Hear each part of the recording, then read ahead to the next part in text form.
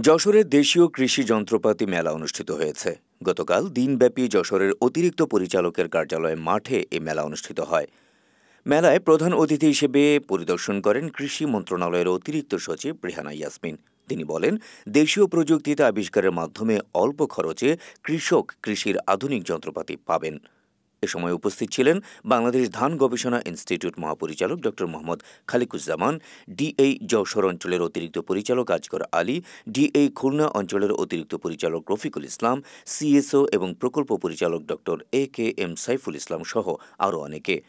মেলায় ব্রি head feed combine harvester, ব্রি auto seed সোয়ার machine, ব্রি remote control seed সোয়ার machine, ব্রি rice transplanter, ব্রি chopper machine সহ ব্রি উদ্ভাবিত আধুনিক কৃষি যন্ত্রপাতি প্রদর্শন করা হয়।